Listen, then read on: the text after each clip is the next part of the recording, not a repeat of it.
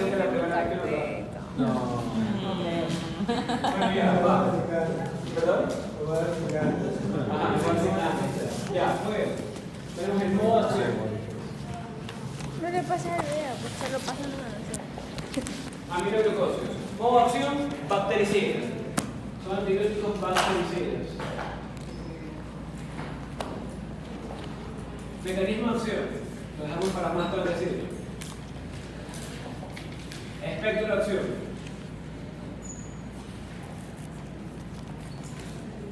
Los aminoglucósidos son fármacos de pequeño espectro, o sea, son fármacos de espectro reducido. ¿Por qué razón? Porque estos fármacos van exclusivamente para matar ¿qué cosa? Bacterias gram negativas aerobias, o sea, aerobios gram negativos. Específicamente, ¿de qué estamos hablando? Estamos hablando de bacilos gram negativos, o sea, estamos hablando de las enterobacterias.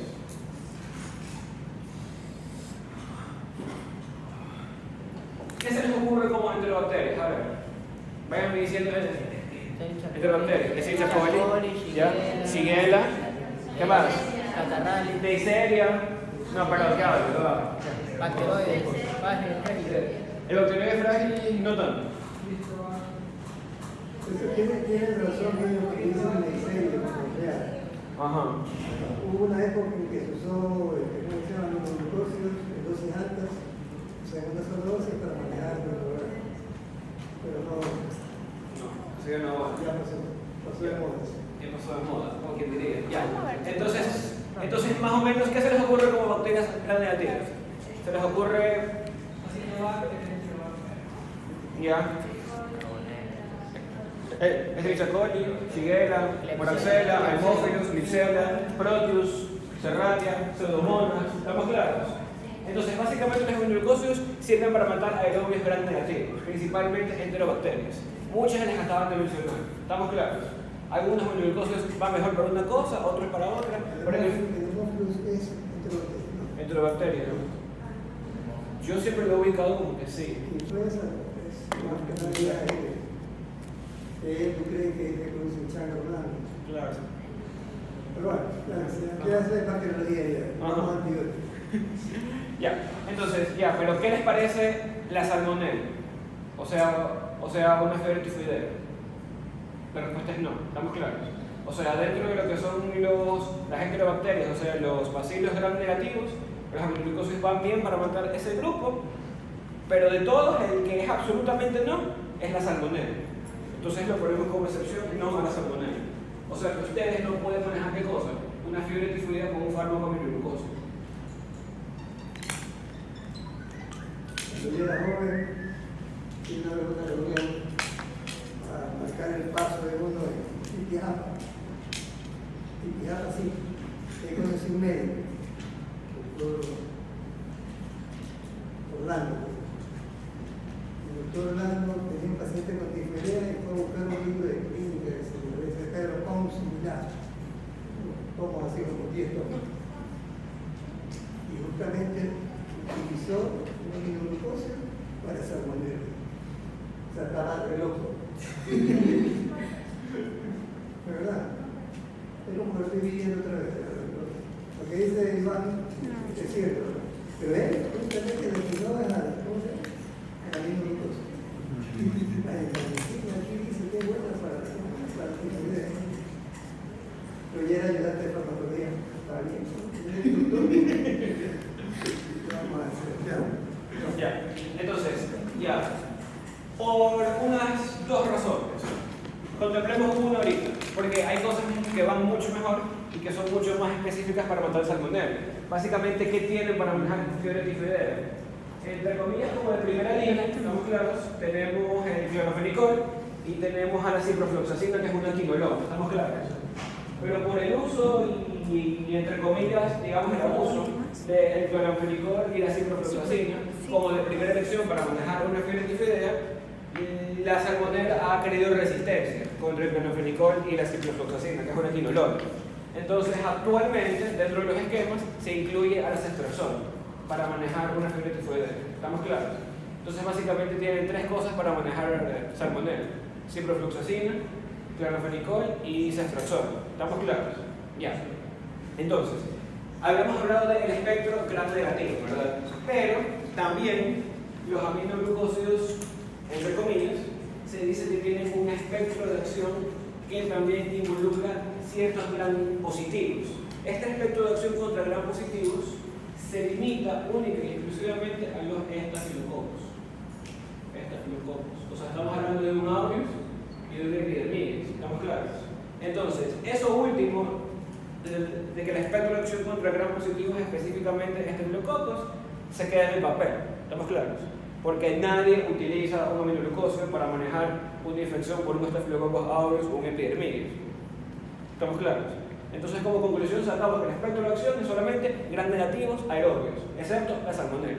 Punto. ¿Estamos claros? Como solamente esa partecita de todas las bacterias que existen es espectro reducido. ¿Estamos claros? Ya. Entonces, eso con respecto a lo que es el espectro. Ahora veremos cómo son químicamente los fármacos aminoglucósidos. Químicamente. Y esto lo digo por si acaso no les voy a pasar lo mismo que le pasó al doctor, que conoce al doctor Orlando, que conoce al doctor Carlos, que tengan una infección por aureus epidermidis, vayan al libro y digan, bueno, un aminoglucósido todavía para eso, eso sería en el papel, ¿estamos claros? O sea, en la vida real no sirve. Ya. Entonces, químicamente los aminoglucósidos. ¿Cómo se encuentran formados los aminoglucósidos? Químicamente se encuentran formados por aminoazúcares,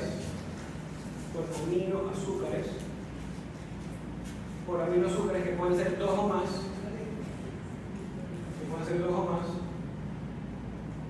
unidos por enlaces glucosídicos a una molécula de aminociclitorio.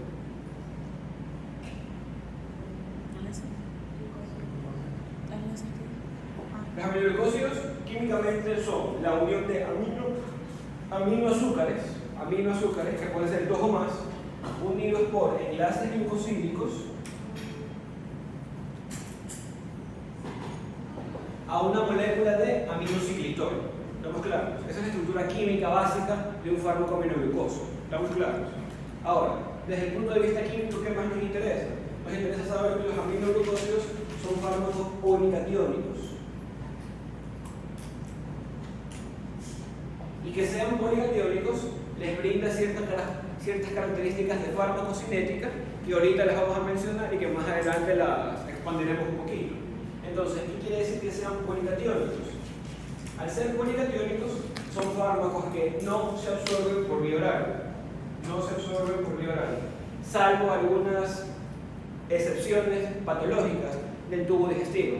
Vamos a suponer que tengo una úlcera gástrica o una úlcera gastroduodenal. Por la úlcera sí se absorbe el fármaco aminoglucósido.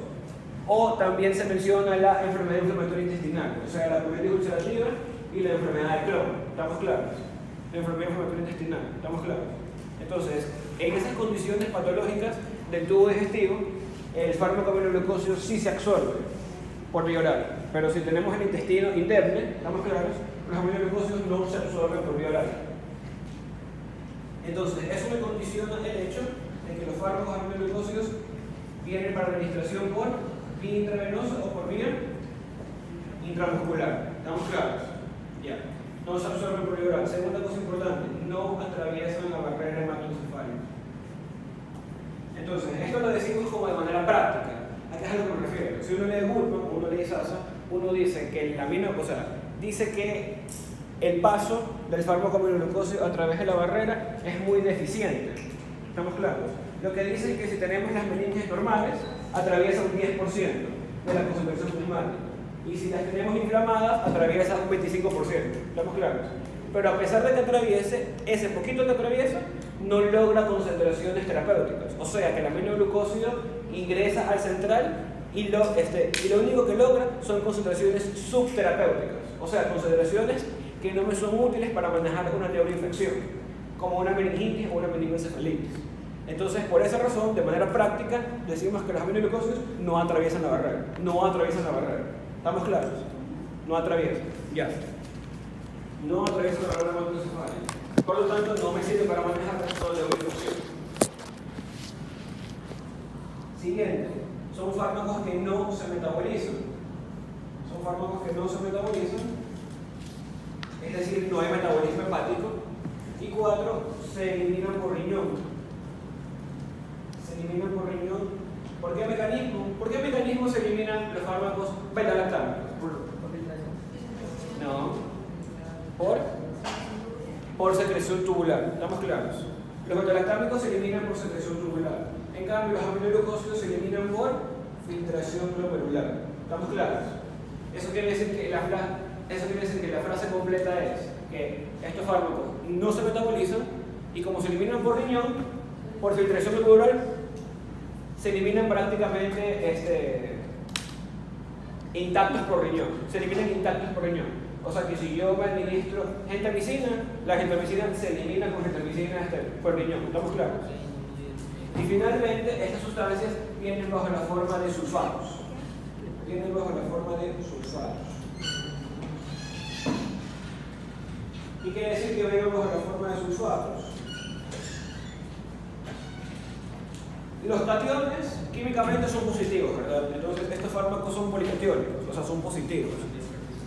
Los sulfatos son negativos, ¿estamos claros? Entonces se aprovecha esa afinidad, ¿estamos claros?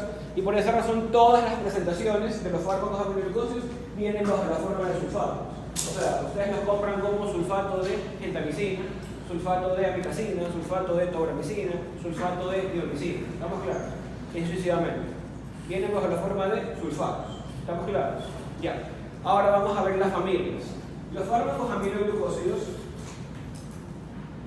se clasifican o se dividen en familias. Entonces, básicamente, ¿qué tenemos como familias de fármacos aminoglucósidos? La primera familia es la familia de la neomicina. Todos estos fármacos terminan en micina, ¿estamos claros? Y no hay que confundirlos con los macrólidos. Los macrólidos también terminan en micina, pero los macrólidos son solamente 3. Los macrólidos son la eritromicina, que ya no se usa, la citromicina y la claritromicina. Terminan en micina. De ahí, si no son esos 3, cualquier otro que termine en micina es un aminoglucósido. ¿Estamos claros? Ya. Entonces, primero tenemos a la familia de la neomicina, que incluye a la neomicina mismo y también incluye a la paromomicina. Paromomicina, que tiene otro nombre, paromomicina o aminocidina. Aminocidina. Paromomicina o aminocidina, la primera familia. La segunda familia, que es la familia de la streptomicina, que incluye a la streptomicina mismo y a su derivado, que es la dihidroestreptomicina. Una tercera familia, que es la familia de la canamicina, que incluye a la canamicina mismo, que incluye a la amicacina,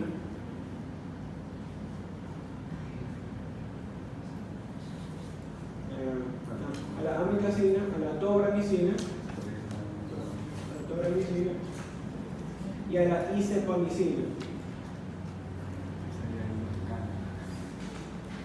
A la amicacina, a la tobramicina y a la isepamicina. Una cuarta familia, que es la familia de la gentamicina, que incluye a la gentamicina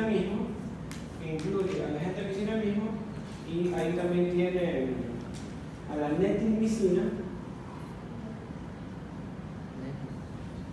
y a la cisomicina. Y una quinta familia, que no es familia porque solamente es una, que es la espectinomicina. Pobrecito, me recordaste.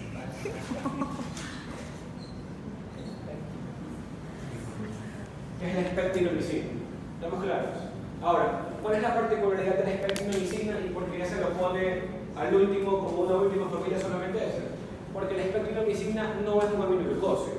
La espectinomicina es un aminociclitor. Me explico mejor.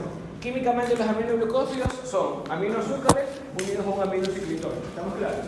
Entonces la espectinomicina químicamente carece de los aminoazúcares y solamente tiene el aminociclitor. Entonces por esa razón la espectinomicina no es un aminoglucósido, sino que la espectinomicina es un aminociclitor.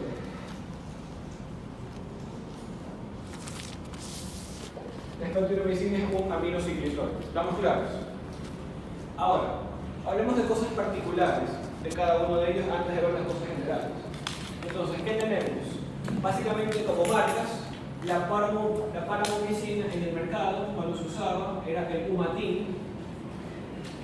También venía en ungüentos y se llamaba Humagel.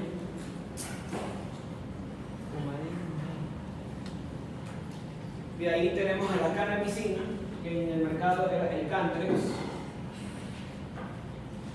A la amicacina en el mercado, que lo tenemos, ese sí, es el Amiquin. La tobramicina en el mercado es el Tobrex.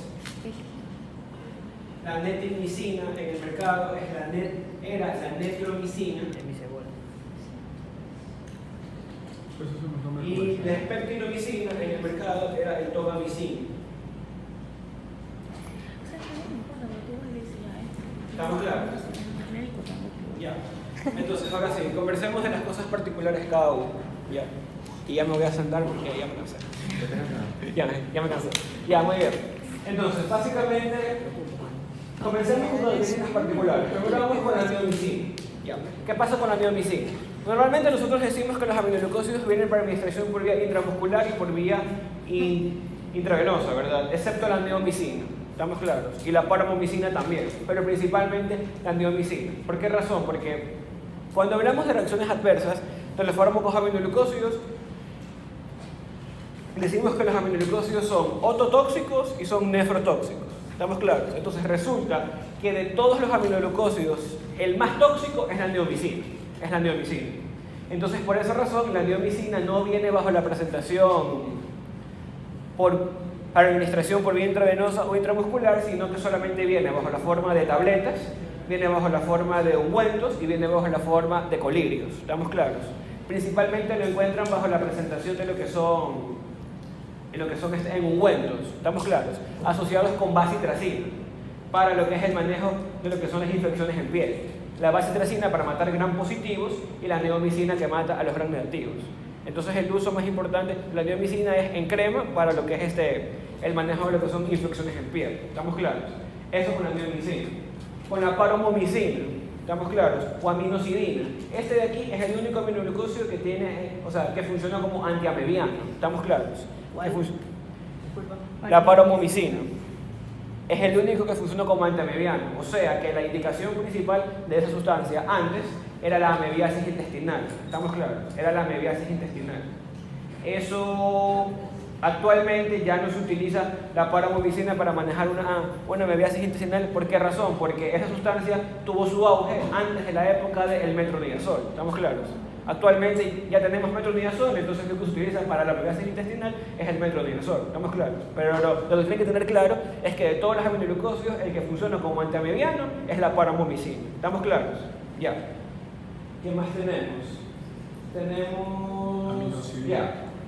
No, pues, paramomicina o aminocidina es lo mismo. Es lo mismo. Ya, muy bien. Ahora, hablemos de los que tienen acción antifímica. ¿Qué cosa es un antifímico? Para la tuberculosis, exactamente. Entonces, los antifímicos son los fármacos antituberculosos, ¿verdad? Entonces, si hablamos de los fármacos antituberculosos, nosotros podemos clasificarlos de dos maneras: los de primera línea y los de segunda línea. ¿Estamos claros? Y lógicamente, los que son de segunda línea no son los de primera línea. ¿Sí o no?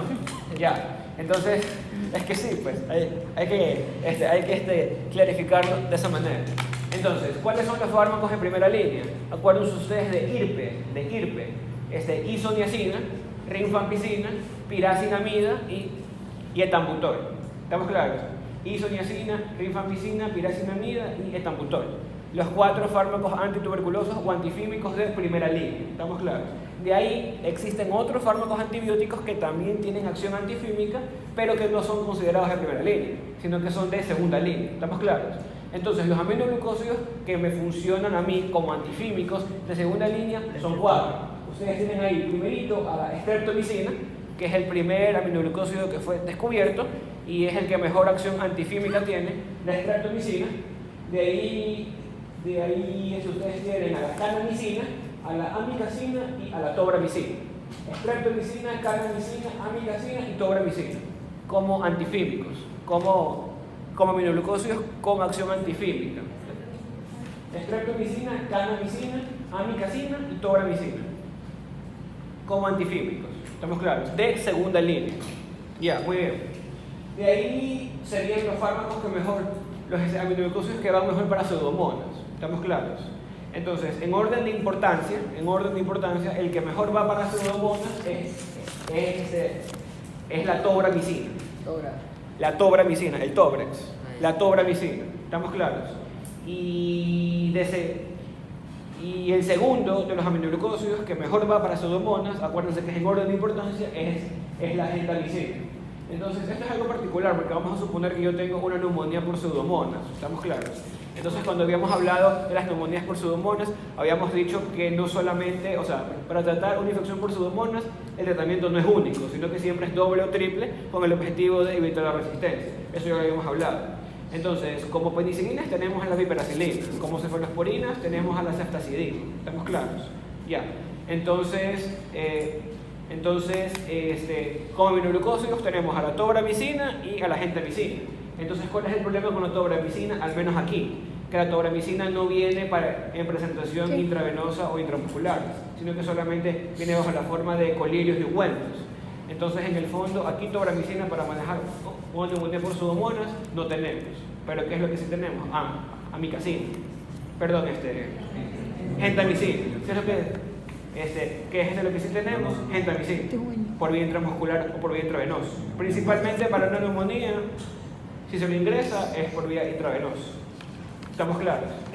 Entonces, eso es lo que tenemos para manejar eso. Ya. Otra cosa importante. Antes del auge de la amikacina, lo que más utilizado era la kanamicina. Pero con el pasar del tiempo se creó la amikacina y la amikacina superó a la kanamicina por el hecho de que la kanamicina es más tóxica que la amikacina. Entonces ahora lo que se utiliza más es amikacina y ya casi no hay kanamicina. ¿Qué más tenemos? Ya, se utiliza la amikacina. La spectinomicina. La spectinomicina, entre comillas, en su tiempo, cuando el gonococo era sensible, o sea, la gonorrea, la spectinomicina era el aminoglucósido que mejor iba para matar al gonococo. ¿Estamos claros? En la época en la que el gonococo era sensible. ¿Estamos claros? Entonces, pero por el uso y el abuso dejó de tener vigencia lo que es la spectinomicina. Entonces, las personas se inyectaban tobramicina, 2 gramos por vía intramuscular en dosis única, y en esos momentos se curaba la gonorrea. ¿Estamos claros? Entonces, eso fue lo mismo que le pasó a la getacilina potásica. ¿Se acuerdan? Que hablábamos de que la getacilina potásica, que es un tipo de penicilina, también se utilizaba para manejar la gonorrea, pero por el uso y el abuso perdió vigencia. Entonces, ¿cuál es la diferencia entre una sustancia y la otra?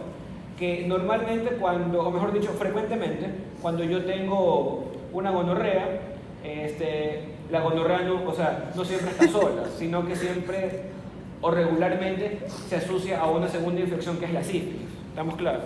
O sea, gonorrea con sífilis. ¿Estamos claros? Entonces, ¿cuál es la particularidad de esto? De que la getacilina potásica le decapitaba el chancro a la sífilis. Aquí es a lo que me refiero con decapitar. O sea, que si la persona tenía gonorrea, la getacilina potásica le mataba al gonococo. ¿Estamos claros? Y la sustancia como tal impedía la aparición del chancro sifilítico. ¿Estamos claros? Y el paciente nunca se daba cuenta que tenía sífilis. A eso es algo que se denomina la sífilis decapitada. ¿Estamos claros? Eso pasaba con la getacilina potásica. Eso no pasaba con el tobramicina. ¿Estamos claros? O sea, yo le metía el tobramicina y el tobramicina solamente actuaba sobre la gonorrea. O sea, no decapitaba a la sífilis. Entonces sí se manifestaba el chancro sifilítico y la persona sí se daba cuenta que tenía sífilis. ¿Estamos claros? Pero eso en el fondo es como para la historia. ¿Estamos claros? Actualmente, tratamiento de primera elección para manejar la gonorrea, ceftriaxona. ¿Estamos claros? Eso es lo primerito que tenemos y lo que siempre usamos. ¿Estamos claros? Ya. Eso con respecto a particularidades de lo que son las para sustancias. gonorrea, ceftriaxona. ¿Qué cosa? Ceftriaxona. Ya. Eso con respecto a particularidades de las sustancias. Otra cosa que se me olvidaba, la gentamicina en el mercado es la garamicina,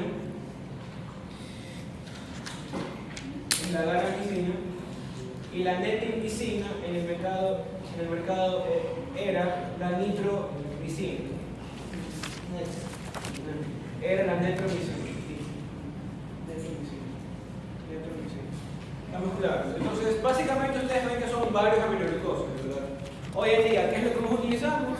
Amicacina y gentamicina. Nosotros utilizamos amicacina, o sea, que utilizamos amiquin y garamicina. Eso es lo que más se utiliza. Y esas son las dosis que se les va a exigir que se aprendan. ¿Estamos claros? ¿Cuáles? Gentamicina y amicacina, el amiquin. ¿Estamos claros? La amicacina se usa en dosis de 15 miligramos por kilo día, 15 miligramos por kilo día. Y la gentamicina se utiliza en dosis de 4 miligramos por kilo día. 4 miligramos por kilo día. ¿Estamos claros? Tanto en pacientes adultos como en pacientes pediátricos. Es la misma dosis. ¿Cuál es el medicamento? Amicacina 15 miligramos por kilo día. Y la gentamicina 4 miligramos por kilo día. Y entonces, lógicamente, hay intervalos de dosis. La amicacina es entre 15 y 20 y la gentamicina es entre 4 y 7. Pero las dosis que se utilizan son 4 y 15. ¿Estamos claros? Esas son las dosis que se utilizan. Ya. Eso con respecto a características particulares. Ahora vamos a lo más específico. Y regresamos. Ahora vamos a lo más general. Cuando hablamos del modo de acción, cuando hablamos del modo de acción, ¿qué decíamos? Que este fármaco es bactericida, ¿verdad? Y el efecto bactericida de los fármacos aminoglucósidos es dependiente. ¿Es dependiente de qué? De la concentración.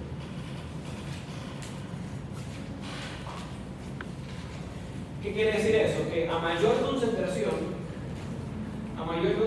de fármaco aminoglucósido, tengo mayor efecto bactericida. Y con algunos agregantes. A mayor concentración, mayor efecto bactericida, mayor efecto post-antibiótico, y a mayor concentración, menor número de administraciones en el día. Y si tengo menor número de administraciones en el día, tengo menos toxicidad, principalmente a nivel del oído interno. ¿Estamos claros? Entonces vamos a analizar todo eso. A mayor concentración, mayor efecto bactericida. A mayor concentración, mayor efecto post-antibiótico. Y la pregunta es la siguiente: ¿qué cosa es el efecto post-antibiótico?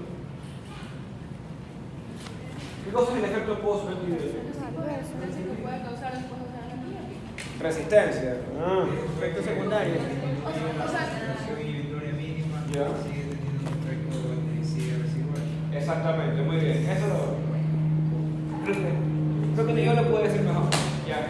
El efecto ¿Están post. escuchando? Te voy a repetir. Repítelo. En voz alta.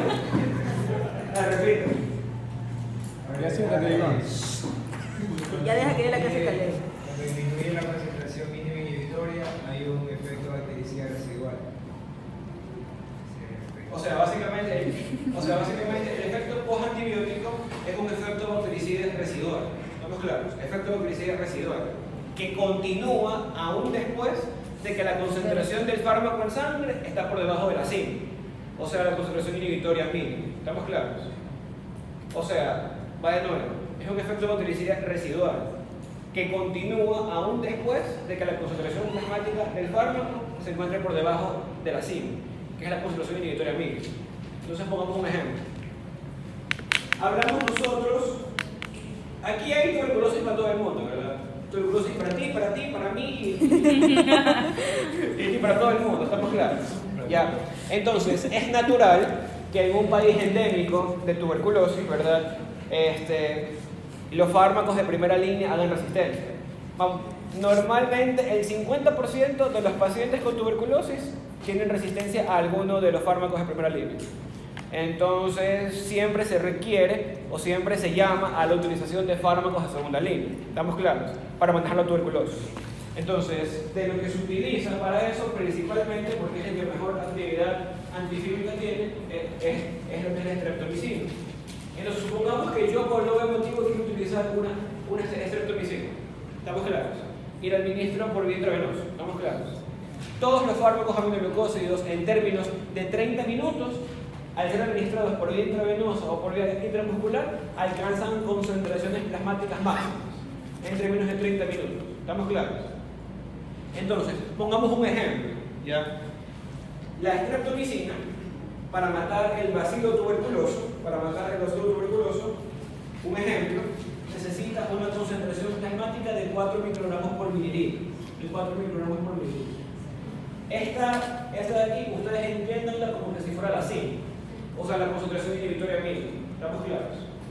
Necesita, para matar el bacilo tuberculoso, necesita 4 microgramos por mililitro. ¿Estamos claros? Eso es cuando lo administran. Y en 30 minutos está repleta la sangre de streptomicina y actúa el fármaco. ¿Estamos claros? Ya. ¿Qué pasa después de cierto tiempo? Se acaba la vida media del fármaco. ¿Estamos claros? Porque el fármaco lógicamente es eliminado por riñón, ¿verdad? Y la concentración plasmática baja o sube. La concentración plasmática tiene que bajar, ¿verdad? Porque el fármaco se elimina por riñón. ¿Estamos claros? Ya. Entonces, si la concentración plasmática baja, ya no serían 4 microgramos por mililitro, sino que serían 2 o serían 1 microgramo por mililitro. ¿Estamos claros? Entonces, a pesar de que la concentración inhibitoria mínima bajó, sigue el efecto bactericida de la streptomicina sobre el bacilo tuberculoso. Ese es el efecto postantibiótico, de que a pesar de que las concentraciones plasmáticas estén por debajo de la zinc, igual el fármaco sigue teniendo efecto bactericida. ¿Estamos claros?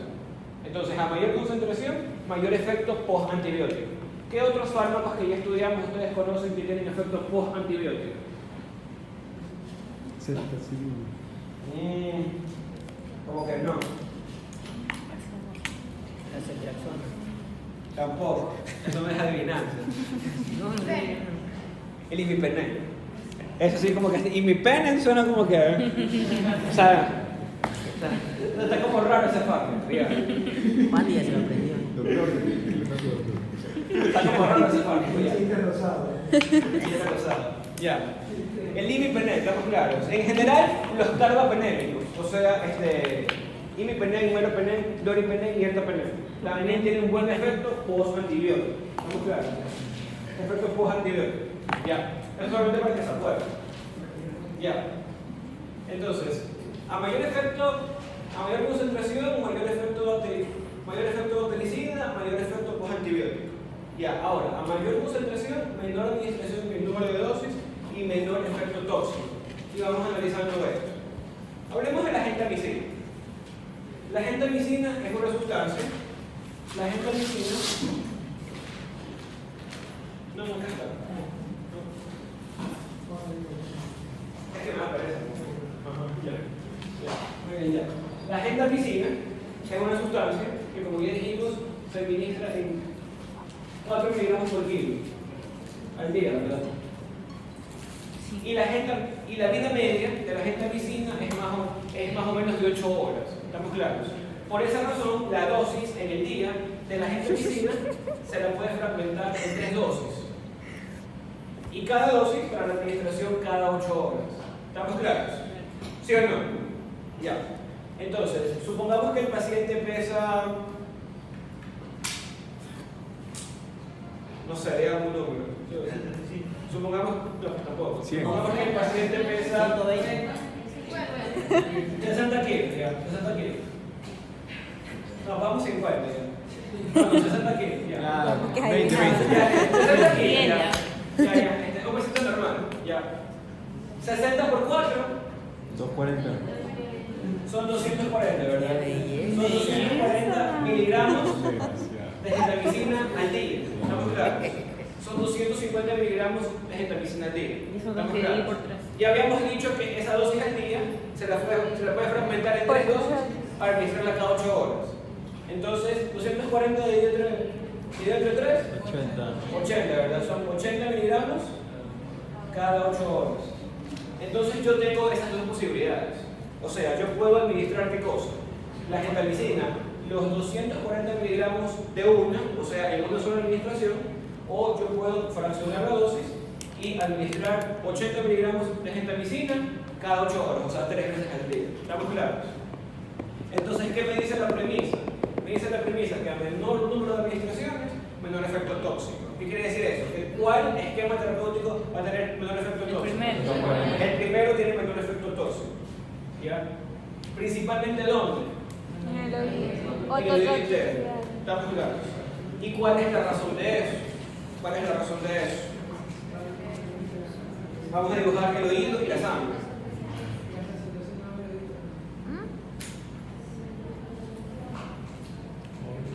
¿Qué es eso? Ya. El oído. Este es el oído y este es la sangre. Ya. Más o menos. Ya. Entonces, pensemos en función del primer esquema, o sea, una única inyección. 240 miligramos en inyección única. ¿Estamos claros? Ya. Yo administro los 240 miligramos de gentamicina y en términos de 30 minutos tengo concentraciones plasmáticas máximas. ¿Estamos claros? Como tengo concentraciones plasmáticas máximas, se entiende que también ya tengo el fármaco acumulado en dónde? En el oído. ¿Estamos claros? También tengo el fármaco en el oído. En donde el fármaco me va a ejercer ¿qué cosa? El efecto tóxico. Porque los aminoglucósidos son mototóxicos y son nefrotóxicos. ¿Estamos claros? Ya. Entonces, lo tengo acumulado en el oído, donde ejerce su efecto tóxico. Entonces, el fármaco aminoglucósido no tiene por qué quedarse ahí, ¿estamos claros? Sino que hay algo fisiológico, estamos claros que es la depuración, ¿estamos claros? La depuración del fármaco aminoglucósido en este sentido, es decir, del oído interno a la sangre, ¿estamos claros? Eso es lo que se denomina la depuración del fármaco aminoglucósido. Y esta depuración siempre es dependiente de los gradientes de concentración. O sea, la depuración es en función de un gradiente de mayor concentración, es decir, desde el oído, a un gradiente de menor concentración hacia la sangre. Esa es la condición para que exista la depuración del fármaco aminoglucósido desde el oído a la sangre. Que el gradiente sea de mayor concentración en el oído a menor concentración hacia la sangre. ¿Estamos claros? Entonces, nosotros dijimos que la gentamicina tiene una vida media de ¿cuánto? De 8 horas, ¿verdad? ¿Qué quiere decir eso? Que yo administro la gentamicina. En 30 minutos tengo concentraciones plasmáticas máximas. Se me acumula en el oído, ¿verdad? Pero en términos de 8 horas, que ya se acaba la vida media de lo que es el fármaco y es eliminada por el riñón, las concentraciones plasmáticas en términos de 8 horas se vuelven mínimas. ¿Estamos claros? O sea, ya se vuelven mínimas. Y cuando las concentraciones plasmáticas del fármaco aminoglucósido en sangre se vuelven mínimas, ahí inicia la depuración del fármaco aminoglucósido del oído a la sangre. ¿Por qué? Porque cuando la concentración en sangre se vuelve mínima, se cumple la condición de que la depuración es en función del gradiente de concentración, o sea, de mayor concentración a menor concentración. Y el fármaco puede ser ¿dónde? Depurado hacia la sangre. ¿Sí estamos claros con eso? Y lógicamente, si el fármaco sale del oído, menor tiempo el fármaco pasa en el oído y lógicamente menor efecto tóxico. ¿Estamos claros? Con una administración, menor efecto tóxico. ¿Estamos claros? ¿Qué pasa en el segundo caso? En el segundo caso no pasa eso. Si yo fragmento la dosis, son 80 miligramos en las primeras 8 horas, 80 miligramos en las segundas 8 horas y 80 miligramos en las terceras 8 horas. Entonces, en el fondo, yo tengo el fármaco aminoglucósido elevado en sangre todo el día. O sea, hago 3 picos. O sea, como que cuando quiero, como que, entre comillas, bajar, coge y vuelve a subir. Coge y vuelve a subir. ¿Estamos claros? Entonces, tengo el fármaco aminoglucósido todo el día en la sangre. Si yo tengo el fármaco aminoglucósido todo el día en la sangre, ¿habrá depuración del fármaco? No. Porque no se cumple el hecho de que tiene que ser de un gradiente de mayor concentración a uno de menor concentración. Entonces el fármaco no se depura, o sea, no sale del oído porque tengo la sangre de uno repleta con fármaco aminoglucósido. Entonces el aminoglucósido se queda todo el día en el oído, o sea, pasa más tiempo en el oído interno y eso hace que tenga ¿qué cosa? Mayor efecto tóxico. ¿Estamos claros? Entonces, era lo que yo les decía. A mayor concentración, ¿estamos claros? O a mayor cantidad de dosis en una sola administración, que en el fondo logra mayor cantidad, que en el fondo logra mayor concentración, a mayor concentración, menor número de administraciones en el día. Y a menor número de administraciones en el día, menor toxicidad. ¿Estamos claros? Entonces, esa es la razón por la cual en pacientes en los que se requiere hacer esquemas terapéuticos de larga data con fármacos aminoglucósidos, se prefiere el primer esquema. O sea, la administración de toda la dosis del día de una sola. ¿Estamos claros? Y en pacientes que van a utilizar fármacos aminoglucósidos en esquemas de poco tiempo, estamos claros, digamos 7, 10 días, porque eso es lo máximo que se puede utilizar un fármaco aminoglucósido, entre 7 a 10 días, pero como antifílico puede durar hasta 2 meses el uso, ¿verdad? En estos pacientes que lo van a utilizar poco tiempo, sí se podría utilizar el segundo esquema, o sea, de dividir la dosis total para el día en 3 o 2 dosis. ¿Estamos claros? ¿Por qué digo 2 dosis? Porque la amicacina, que es uno de los dos que más se utiliza, la vida media de la amicacina es de 12 horas. Entonces, la dosis total de la amicacina al día se la fragmenta en 2 dosis, una cada 12 horas. ¿Estamos claros? ¿Alguna pregunta con respecto a esto? No. Lo último que dijiste fue... Y con el riñón lo mismo. No. O sea, menor efecto tóxico en el riñón, sí también, porque también tiene que haber la depuración a nivel de riñón, sí también. Menor efecto. Pero principalmente el efecto es a nivel teroideo. Principalmente es a nivel teroideo. ¿Qué cosa me decías tú? Lo último, el segundo esquema, ¿cuándo lo puedo utilizar? Ya, de que el segundo esquema se puede utilizar mejor en pacientes que requieran utilizar esquemas con aminoglucósidos de pequeña duración. Digamos menos de 5 días, menos de 7 días. Ahí sí, pero si son más de 7 días, vamos a decir 1 mes, 2 meses, hasta menos tal vez, 20 días, 30 días, se prefiere el primero. ¿Estamos claros con eso? ¿Alguna duda con respecto a esto? Ya, aquí se empieza más fácil. Ya. Ya. Muy bien. Son más pilas. Ya está bien. Ya son más pilas. Ya. Ya, muy bien. Ya. Entonces,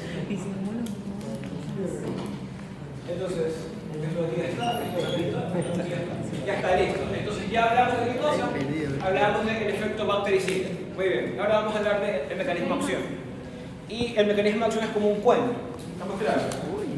Entonces, para este cuento hay que establecer dudas. Entonces, podemos hablar de, primero, hablamos de bacterias gram negativas, ¿verdad? Entonces, ustedes tienen la membrana celular externa, tienen la pared celular, tienen la membrana celular interna. Entre la pared celular y la membrana celular interna tienen el espacio periplásmico, que es donde normalmente se encuentra la beta-lactamasa producida por gram negativos, que es de lo que estamos hablando, ¿verdad? Y en el interior de la bacteria tienen la subunidad ribosomal 30S, que es el sitio específico de acción del fármaco aminoglucósido para ejercer su efecto bactericida. ¿Cómo se llama? La bolita. Subunidad ribosomal 30S. Subunidad ribosomal 30S. La bolita. La subunidad ribosomal 30S. Ya. ¿Estamos claros? Ya. Entonces, hablemos de la gentamicina, de nuevo. Cierto. Quien conecta la membrana celular externa, ¿verdad?, con el espacio periplásmico son los conductos acuosos formados por proteínas lipoporinas.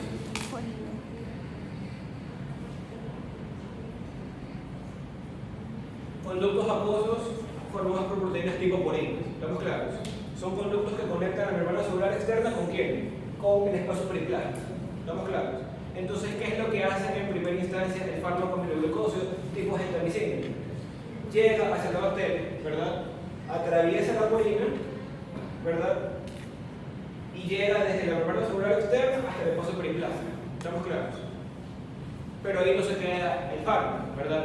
El fármaco, para poder ejercer su efecto bactericida, tiene que alcanzar ¿qué cosa? La subunidad ribosomal 30S, ¿verdad? Y para poder alcanzar la subunidad ribosomal 30S, tiene que atravesar ¿qué cosa? La membrana celular interna, ¿verdad? La membrana celular interna. Entonces, resulta que naturalmente, la membrana celular interna tiene una polaridad eléctrica negativa. Tiene una polaridad eléctrica negativa. ¿Estamos claros? Y resulta que el fármaco aminoglucósido atraviese la membrana celular interna es dependiente de esa polaridad eléctrica negativa. ¿Estamos claros? O sea, la membrana en el gram negativo, aerobio, naturalmente tiene una polaridad eléctrica negativa, y eso es lo que le permite al fármaco aminoglucósido atravesar la membrana celular interna y pasar desde el espacio periplásmico y poder alcanzar ¿qué cosa? La subunidad ribosomal 30S. ¿Estamos claros? Ahora, existen condiciones existen condiciones que alteran la polaridad eléctrica de la membrana. ¿Estamos claros? O sea, hay condiciones que hacen que deje de ser negativo. ¿Estamos claros? ¿Cuáles son estas condiciones? Son 4 básicamente. Son los cationes equivalentes, como el calcio y el magnesio. Ese es 1. 2. La hiperosmolaridad. 3. Los pH bajos.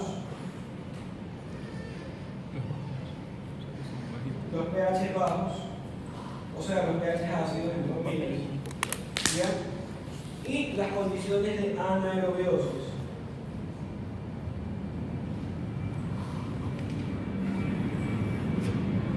Esas cuatro condiciones, pero principalmente las dos últimas, modifican la polaridad eléctrica negativa de la membrana. ¿Estamos claros? De tal suerte que si se modifica la polaridad de la membrana celular interna, el fármaco aminoglucósido simplemente no penetra. No alcanza la subunidad ribosomal 30S y, lógicamente, no ejerce su efecto bactericida. ¿Estamos claros? Ya. Ahora, ¿por qué razón es importante esto? Porque de esto podemos sacar algunas conclusiones. Entonces, habíamos hablado que las dos últimas eran como que las más importantes, ¿verdad? La anaerobiosis y lo que son los pH ácidos, ¿verdad? Entonces, hablemos de la anaerobiosis.